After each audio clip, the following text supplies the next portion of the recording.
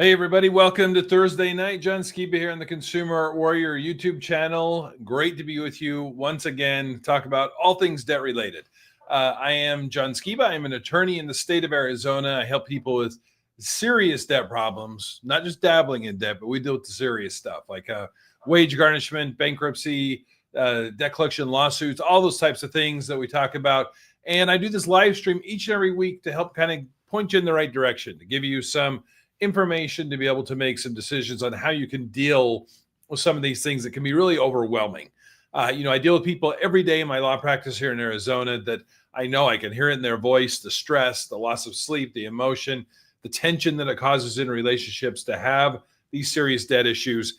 And what I want to, my kind of theme on everything is, hey, there are ways to deal with this, but you just have to take action. You can't, the main thing is you have to do something. Most, and then the creditors and the debt collectors, they count on most people doing nothing. And that's what really gives them a lot of the power and the leverage over you. If you take action, you can get these things resolved, get them in the rearview mirror, and get things moving forward. So the way that we do this each and every week, if you have a question, go ahead and put it, if you're on YouTube, put it in the chat section, Facebook, on X, put a comment. I'll put it up on the screen and we can talk about it. Now, if you're in the state of Arizona and you need help, feel free to reach out to me. I put a link in the chat section. You can set up an appointment to talk to me. We've got my website and my phone number there. You can reach out to me.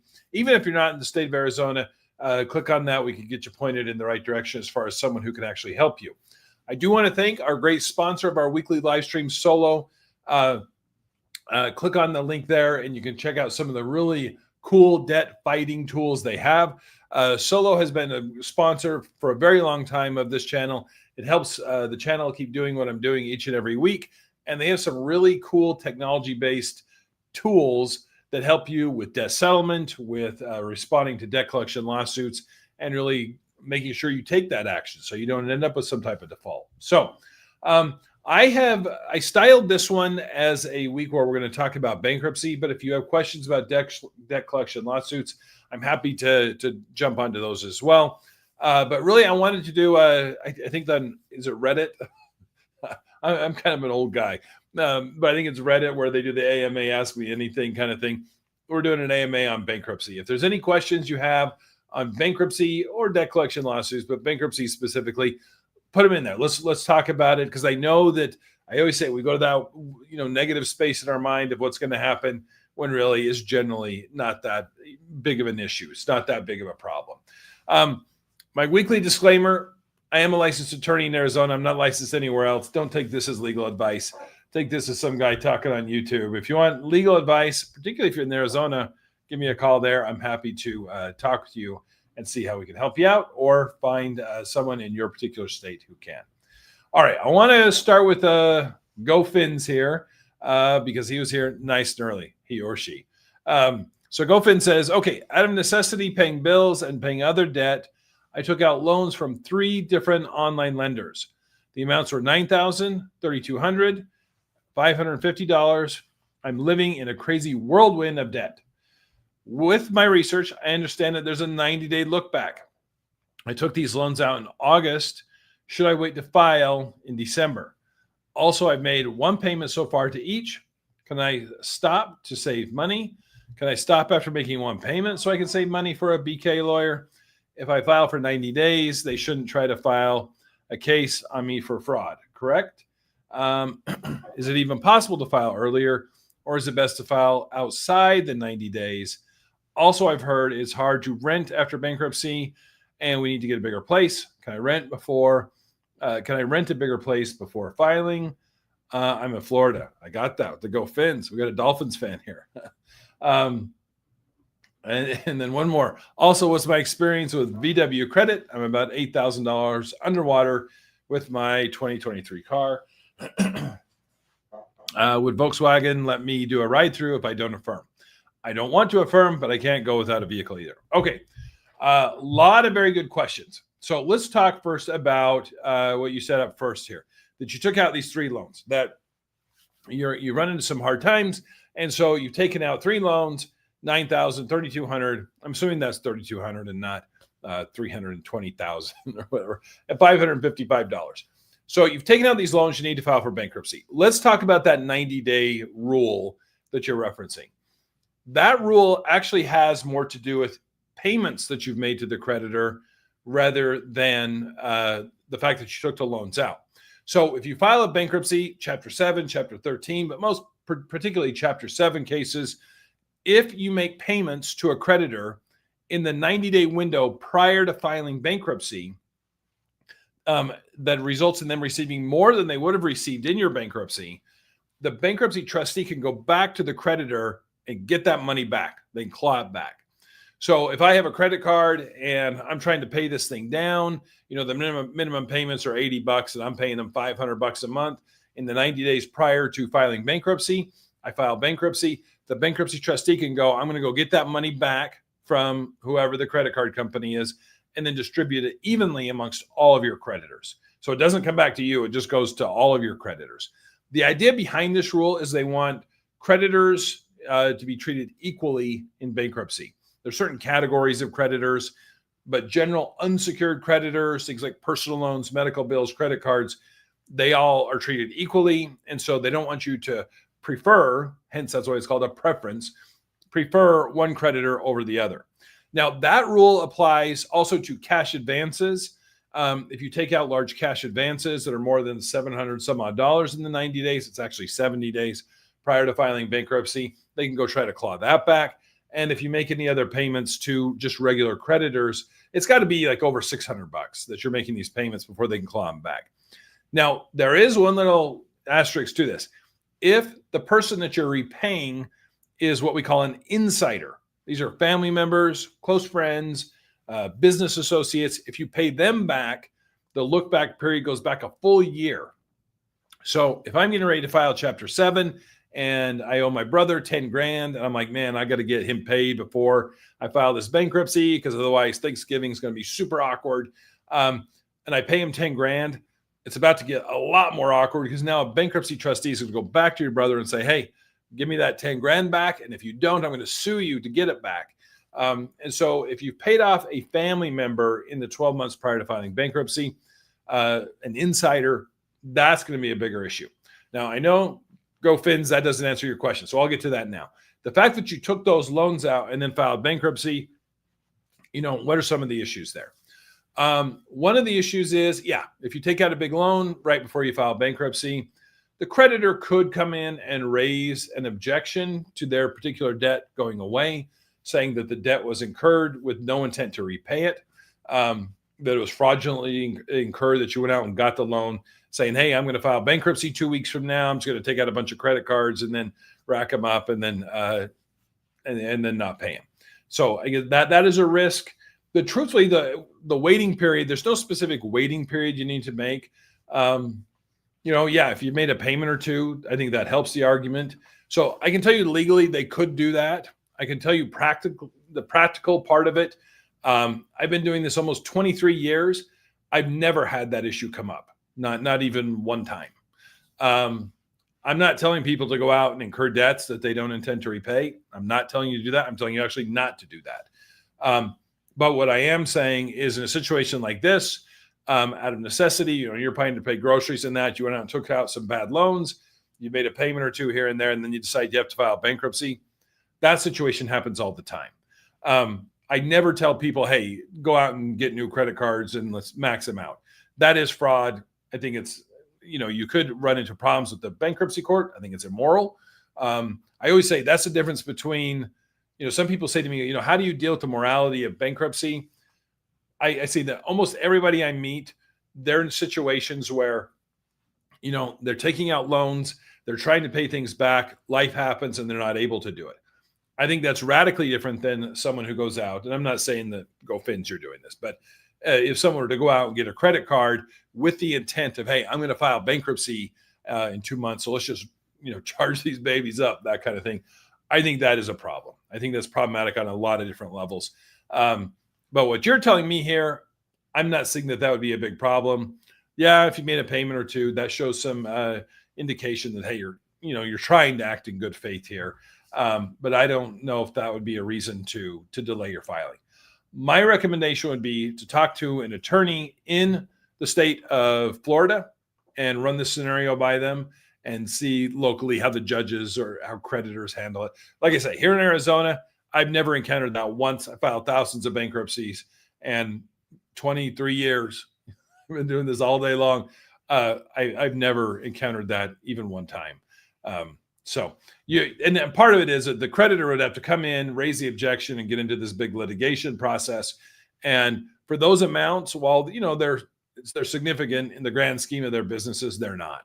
And so, and they may be tough cases to win too. So, and then he gives me the ultimatum here. If you were my lawyer, would you give me a green light to file? Would you recommend I do stop payments? I don't know enough about everything, but if that exact scenario came in, I don't know if I would really delay, particularly if it's going to result in, potential lawsuits. People are going to file lawsuits against you. I don't see a big reason to delay the filing there. Like I said, I would talk to an attorney in Florida. Local practice does differ. So you may want to talk to someone. But my recommendation for all clients, when people call me here, again, in my practice in Arizona, what I say to them is, look, once you have made the decision, hey, I'm filing this thing. We're doing this. We're filing the bankruptcy. I wouldn't pay any more money to your unsecured creditors, credit cards, personal loans, medical bills. I would just stop making those payments. It's not going to benefit you. You may run into some of these preference clawback issues. So it actually, in a weird way, hurts the creditor a bit. Because not only did they get the money, now they have to give it back, and they have to deal with the whole trustee and everything like that. And on the flip side, I also tell them don't continue to charge on the cards. You got to stop. Everything credit needs to stop. Payments, charges, stop. We're going to be done with it. So, all right, good question. Andrew says, I have 2 merchant cash advances on my business and defaulted 10 months ago, and they marked these as credit lines, which put me in a pickle. In the pickle I'm in. Can I file bankruptcy to get them wiped out? Okay, I think that's a good question. I see these a lot, these merchant and cash advances. I see these with, these companies where they give you the funds. It's like a line of credit, but they take out either daily withdrawals or they take out weekly withdrawals. The interest rates are super high, and people run into situations where they just can't keep up. They snowball. I often don't know how these banks make money. Maybe they make so much money but they seem to loan a lot of money out, and I see a lot of these loans go into a default. So, Andrew, you're not alone on this. I've seen a lot of this. So the question is, can you get rid of these lines of credit if you file for bankruptcy, even though it was your business that took out the line of credit? Now, this is a good question, and it's not a simple question, but the answer to it is, look, so if you file, let's use me as an example. So John files Chapter 7 bankruptcy. I am in a bankruptcy case. My social security number is associated with that. I'm in a personal bankruptcy. But my law firm, the Arizona Consumer Law Group, there it is. It's an LLC, limited liability company. The Arizona Consumer Law Group is not in bankruptcy. The courts treat the LLC almost like a separate person from me. However, my ownership interest, I'm a member. I'm the only member of the Arizona Consumer Law Group. And so my ownership interest is part of my bankruptcy estate. And so what happens is, if there are debts that are owed solely by my LLC, technically that lender can still go and try to collect against the LLC. So if it's something where, I have a vendor with Arizona Consumer Law Group and, I haven't personally guaranteed it, it's not in John Skiba's name, then even if I file bankruptcy, that vendor could just keep sending the letters, collection letters. They could even sue my LLC saying, hey, you're liable for this company. You need to start paying up. And they can even get a judgment against the LLC, and they can garnish monies that are in the LLC bank account. They would not, however, be able to come after me personally. Even if I signed a personal guarantee on that loan, they would not be able to garnish me or come after me or sue me, because it eliminates any personal liability on that particular line of credit. So if you file, Andrew, for bankruptcy, your personal exposure to those cash advances, yes, would go away completely. But your LLC or your company, assuming you have, or corporation or whatever you have, that could still be held liable for those particular loans. And for some companies, especially if they're winding their company down, it doesn't really matter because the company is kind of may just be a shell. There's no assets, there's no business being conducted. But that is, that's kind of what you'd be looking at. So it's a good question. We see that a lot with business owners. I can tell you what a lot of times we'll recommend is even winding down the company. If the company's going to close anyway, you can wind down the company pre-bankruptcy and then file a personal bankruptcy and just eliminates everything. And then there's no issues. Oh, go Fins, I did. I forgot to bring this question up. Sorry to keep hogging up the space. But my experience with VW credit, Volkswagen credit, letting consumers ride through without reaffirming. Okay, so the reaffirmation process, the history behind this. So the bankruptcy code changed back in 2005. Right when I started filing, I graduated law school in 2003. Filed my first bankruptcy cases in early 2005. It was like September 2005. They call it BAP-CIPA, which is the acronym for this amended bankruptcy code. It kind of started dealing with this reaffirmation agreements. If you file bankruptcy and you have a car loan, and we're talking Chapter 7 bankruptcy, you file bankruptcy, you have a car loan. If you want to keep that car, you need to reaffirm the loan that you have with the bank. And what this means is essentially like you're just signing the contract again, saying, okay, VW credit, I am going to reaffirm this debt. I'm going to pay this. I'm going to pay you back. And the reaffirmation agreement, it's an actual document, and we typically receive them from the creditor. So VW credit would send it to me as the attorney. It goes over the terms of the loan, interest rates, and it usually just stays the exact same. It's nothing different than from when prior to the filing of the case, all the terms are the same.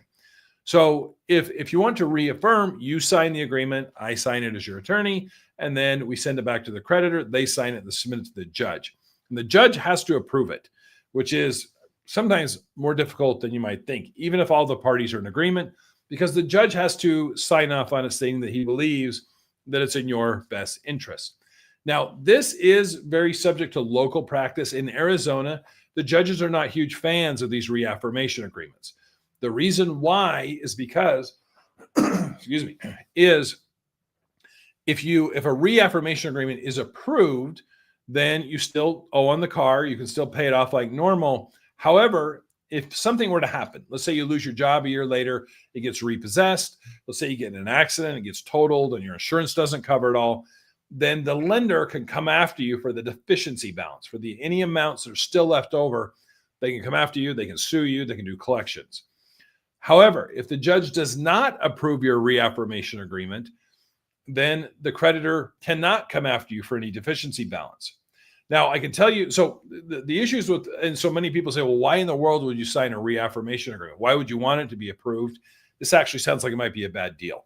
The reason why a lot of people like to have their loans reaffirmed is because unless you have an approved reaffirmation agreement with the creditor does not have to report any information onto the credit report, good or bad.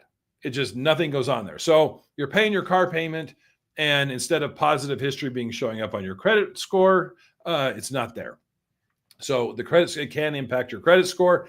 There's a lot of debate, a lot of evidence shows that it doesn't really impact it that much if you're making those car payments after you file bankruptcy, but you're not going to get that bump at all. They don't report negatively, but they don't report positive. They just report nothing. In the early days of when they did the amendment, there were some lenders that would, if you didn't sign a reaffirmation agreement, they would come and repossess the car, even if you were on time with the payments. The biggest culprit was Ford Motor Credit. Ford Motor Credit was infamous for this. They would absolutely come and they would repossess that car the second your bankruptcy ended, even if you were up to date on it, which never made any sense to me because it made people mad. It made a lot of people mad. They're not going to go back to Ford, next time they need to buy a car. And it just didn't make sense because the payments were being made. Now, to your question, do I see lenders doing that? I don't even see Ford Motor Credit really doing that anymore. I've never seen VW credit, in my experience, give people problems if they want to do, we call it the ride through, where you essentially the car rides through the bankruptcy without a reaffirmation agreement. You just keep making the payment. So You talk to an attorney there. There is some local practice, like I said, in this. In Arizona, we have certain orders the judge will enter where they don't approve it, but they said, look, you did everything you're supposed to.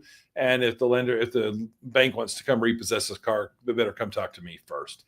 So kind of a long, answer there, but I haven't seen VW credit causing problems like that. But again, you may want to contact local counsel because they're going to be able to tell you really exactly what you can do. Okay, you said, can I take out a loan to pay a BK lawyer? I wish. I can tell you as bankruptcy lawyers, like we can't take credit cards. I can't take your credit card and then I can take somebody else's credit card that's paying it for you, but I can't take your credit card. You wouldn't want to take out a loan, to pay attorney's fees. A lot of places, like in Arizona, we do payment plans now. That's something that changed over time. And so a lot of states, they do that. I think that's really the direction. It never made sense to have everybody pay it all up front, but some of the courts still require it. So talk to someone local. You may be able to do a quick payment plan on it. All right. Overkill 007 says, being on SSDI, am I judgment proof? Good question. So judgment proof, meaning that if a creditor gets a judgment against you, they're not able to collect. How do you know if you're judgment proof? Well, the type of income you have is a big one, because when a creditor files a lawsuit and they get a judgment, the whole reason they're doing that is because they want to garnish wages, they want to garnish your bank accounts, or they want to put a lien on any assets you have, like your home. Well, SSDI, so Social Security Disability, is exempt. Those funds cannot be touched. They can't be garnished, even if they're in a bank account, assuming that they haven't been like commingled with a bunch of other types of money. They can't be taken out of a bank account. They are totally protected under federal and state law. They can't take your Social Security. That alone, though, may not determine if you're judgment proof. We would need to see, do you have any other employment or any other wages? Do you own a home? Do you have any other assets that are not protected in your state that they could go after? Those are the kind of things you need to look at. I also tell people a little bit of a warning. Just because you're judgment proof today, does that mean you'll be judgment proof 10 years from now or 20 years from now? Is it something where that may change? And that's where you got to be careful, because some people don't respond to debt collection lawsuits. They don't deal with their creditors because there's not a lot they can do now, but then their situation fundamentally changes 10 years from now. And then they've got this judgment that's going to cause them all kinds of problems. So good question. Social Security is definitely one of the things I look at in determining whether a person is judgment proof, but it's not the only thing that we look at. All right. Juliet says, how significantly does your credit score get affected after filing? Is it difficult? Is it true it will be difficult to obtain new credit cards or loans? I'm more interested in being able to purchase a house in the future, particularly being able to qualify for a mortgage. Juliet, great question. I get asked this question almost every day here in Arizona in my practice. And I bring it up because it's a big thing, particularly if you're not in a home or if you're worried about like transportation, having a vehicle, that kind of thing. So, the credit score thing, when you file Chapter 7 bankruptcy, most people see about 100 to 150 point drop in their credit score, depending on where they're at. It's one of these things, the higher the credit score, the further you're going to fall. If your credit score is already at like 500, 450, probably not going to fall that much more. If your credit score is a 750 and you file bankruptcy, you're probably going to be down into, 550 range, something like that. It stays on your credit report, a Chapter 7 does, for 10 years. If you look at your credit report right now, there's a public records section. That's where the credit score will show up. If you file it here in Arizona, it'll say, Chapter 7 bankruptcy, District of Arizona, and we'll have your filing date on it. And that will be there in the Chapter 7 for 10 years. If you file Chapter 13 bankruptcy, it will be there for 7 years.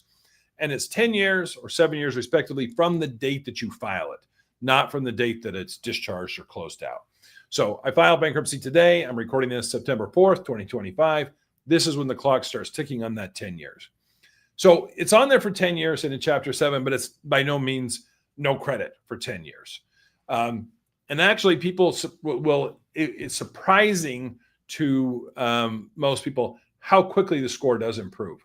A lot of times it will improve in the first 6 months considerably. And the reason is because the creditors will update the information on the credit report to show that there's a zero balance owed. They stop reporting because as soon as you file the case, they can't do any collections. They also can't report negatively after the filing of your case. So the score actually starts going up. Another thing that always surprises my clients is usually within weeks, the mailbox is full of car loan advertisements and credit card advertisements. There's usually really bad interest rates early on, but they start the advertising process fairly quickly. The reason being, kind of in a perverse way, I think, is that they kind of got you. If you sign up and get a new credit card, you're not eligible to get another discharge for 8 years. If you get a discharge in a Chapter 7, you have to wait 8 more years to file bankruptcy. So you're not going to file bankruptcy on these credit cards. They're going to be yours for at least another 8 years. And so you got to be super careful with that. As far as buying a house, the standard is typically 2 years. If you're getting a loan through FHA, through VA type programs, it's a 2-year waiting period from the date that your bankruptcy is discharged. So that's different than the filing date. Typical Chapter 7 is discharged in about 4 to 5 months. And then we're going to look at about 2 years after the discharge is entered, you'd be eligible for a chapter or for a mortgage loan through FHA or VA. Some lenders are 3 years, and there's even some that are 4. In my experience, my clients, it's usually right around that 2 to 3 year point when they're able to get a mortgage loan with normal interest rates and not the bankruptcy is not causing them any problems anymore. Car loans and credit cards, like I said, surprisingly available pretty quickly. And the credit score tends to take a pretty big jump after you receive your discharge from the court, usually about 30 to 60 days later. It will be because they'll zero out the accounts. And so it's not showing these, a big portion of your credit score is made up of by the total amount of debt that you're carrying. That goes down considerably once the discharge order is entered. All right. Kat says, hi, do cease and desist letters do any good? Well, what they do, so under the Fair Debt Collection Practices Act, the FDCPA, it does state, and I should say this, the FDCPA only applies to debt collectors, does not apply to original creditors. So if I have a credit card with Bank of America and they're harassing me, or I want to send a cease and desist letter to them, and I say, hey, under the Fair Debt Collection Practices Act, you have to stop this. They would say, doesn't apply to us. We're original creditors. However, if a debt collector that Bank of America hires, or if it gets sold to a junk debt buyer like Portfolio Recovery or LVNB or Midland or one of those guys, the FDCPA does apply to them. And you can send them a letter that says, you're only permitted to contact me in writing. No more phone calls, no emails. You got to send it to me in writing. And they are required to adhere to that. If they don't, you may have a claim under the FDCPA against them, and you can actually sue them and get some money. You're going to get $1,000 plus attorney's fees and all this to be able to make it go away. So that's something to look at, particularly if they're blowing up your phone and you're like, the stress of it is tough for you and your family. You can send them a letter saying, don't contact me except for in writing. It does not mean that they're not going to sue you. They could still file a lawsuit. The cease and desist doesn't mean that their hands are tied and they can't do anything. It just means that they've got to deal with you directly in writing. All right. Kat has another question. If you have filed many bankruptcies in the past 50 years, do credit card companies look and investigate the past? Yes. I mean, they are going to, they're going to look at your credit report. So like I said, the bankruptcy will show up for 10 years. So the negative information on a credit report, like collections, derogatory accounts, those only stay on your credit report for about 7 years. However, the bankruptcy down in the public records section, that will be there for 10 full years. So they will be able to see that in trying to make that decision as far as, the ability to lend. Like I said, in my experience, once you hit about that 2-year mark, you're generally pretty good to go. So it's usually not a big issue after that. All right, Juliet says, does filing bankruptcy affect future employment? Typically, no. It's one of these things where they typically don't. So I can tell you there's a few examples where I have had it be an issue. And it's not it's issues usually with government employment. I've filed bankruptcy for Border Patrol, FBI agents, and then people who work in the financial industries, particularly who have securities license, things like that, where it's going to have to be disclosed. Some insurance licensing requires it to be disclosed. But I haven't seen it be an issue. Usually the bigger issue is a bunch of debt that has not been dealt with. The bankruptcy is obviously, it's not great. I always say no one wants to file for bankruptcy, but it is something where at least it's dealt with. That's much less concerning than 12 different credit cards who are going to be, filing lawsuits and garnishing your wages and all that kind of stuff. We got Alex from Yuma, Arizona. It's good to see you, Alex. How are junk debt buyers able to access your credit report even though you didn't authorize access? All creditors can access your credit report to get some information.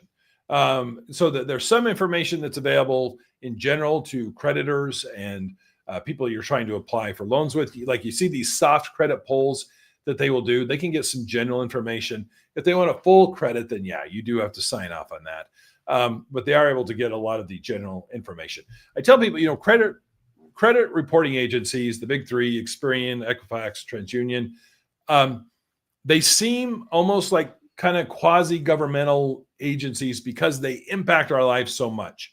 You've always got to remember these are private companies, and they're where they make their money is they sell a lot of products to creditors. There's a thing called a trigger report. And you got to research this. Go to the credit bureaus or look up, Experian and seek out trigger report. And what it does is when there are certain things that happen on your credit report, they sell that information to debt collectors. Often people will come into my office to say, hey, I'm applying for a mortgage loan, and all of a sudden all these creditors started showing up. It's just the worst possible timing. I'm so unlucky. It's not luck. It's the fact that the credit reporting agencies are selling this information to the debt collectors. And they're saying, okay, something happened. John went out and bought a car, bought a house. Now's the time to come because we think there's some change in circumstance that means that they might be able to pay us. So that's the kind of stuff that we see. Good question. Kat says, Capital One said they won't do anything in writing correspondence. So, and this kind of is to my point. Capital One, so the Fair Debt Collection Practices Act does not apply to original creditors. If Capital One's the one you have the credit card with, they're not bound by the terms of the FDCPA. Now, some lenders do. They just good practice to kind of adhere to some of these guidelines. But Capital One can tell you, pound sand. We're gonna do what we want. Here's our own policies. That kind of thing. So, all right. Go Vin says, thanks for your help. Appreciate it. Go Utes. Man, you got to bring up the Utes. We were having such a good live stream. Got to have my Cougs here. It's early September, so it's always a good time to be a football fan. We should have a good year. For those of you who don't know, I played for BYU back in the day, a long time ago. I told my wife I peaked at like 22. It was just a big bait and switch. She thought she was getting this cool football player, and now I'm just a not cool YouTuber talking about bankruptcy. she got. Anyways, all right. Well, I think we'll end it there. That's a good place to end. But hey, again, if you have any other questions, go ahead and put them in there. I do go through the comments. If you're in Arizona, again, my number's here, my link's there. And if you're not, Solo has some awesome tools. Again, that's a great way to work with the channel. It helps support us. We do get some funds from that when you use Solo. So it does help us to keep this going each week. Appreciate everybody checking in. Hope you have a good week. We'll catch you next time.